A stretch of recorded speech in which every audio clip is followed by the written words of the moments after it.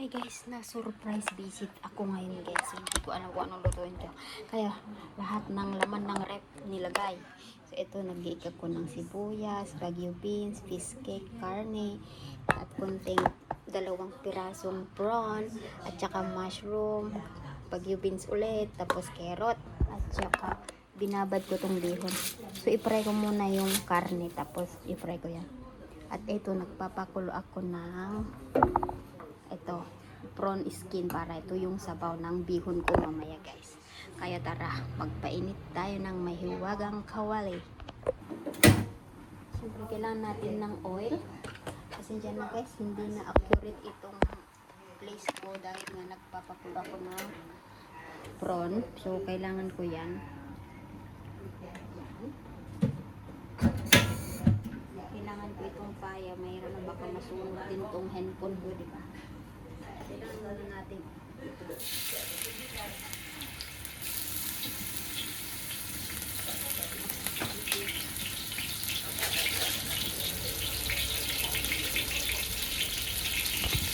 At i-fry muna natin itong bihon guys.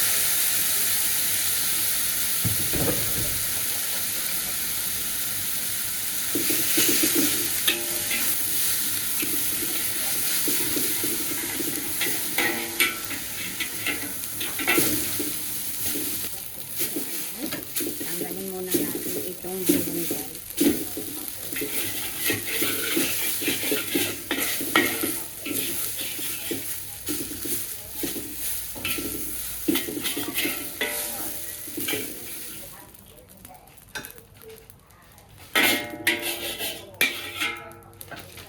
Lagay tayo ng mantika ulit para sa ating susunod na ingredients. Ito muna yung, ilagay muna natin yung sibuyas.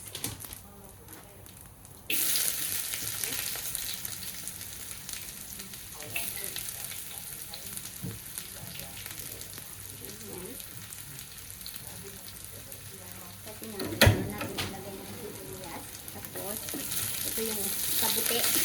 Dry kabuti.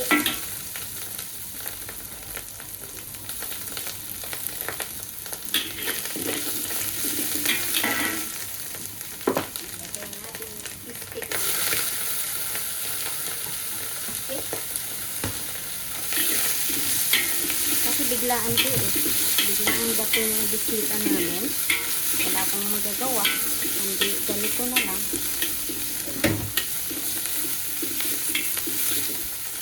At eto, ilagay natin yung carrot muna kasi mahirap maluto, diba? Kailangan natin na ilagay ng carrot. So, ayan.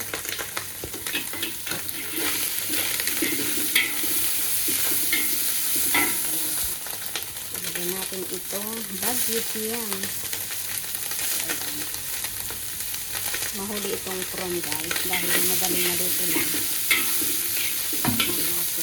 Haluin yun. At ayan, naluto na yung carrot at bagyo beans. Lagyan natin yung 2 pirasong prawn, tapos 2 piraso din na abalon. Pampalasa ba? Kasi biglaan ito eh. Wala kaming alam na ano. Tapos asin. Lagyan natin ng asin. Kawaw na yung asin namin. Ayun lang. Okay. Lagyan natin yung tubig ng ito yung pinakasabaw. Baliktad kasi natin.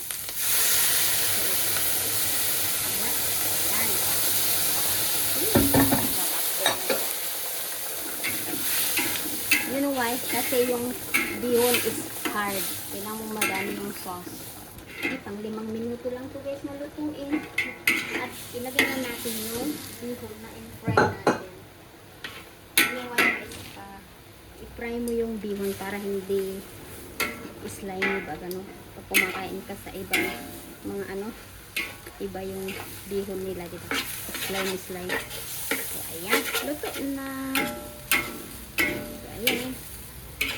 Oh, diba? Ganito lang, very simple. Pwede in just 10 minutes, makaluto ka na ng lunch. So, thanks for watching. Kain na. luto na. Ayan. Ito, 3 minutes lang to guys. Naluto. Thank you guys. Hanggang sa susunod.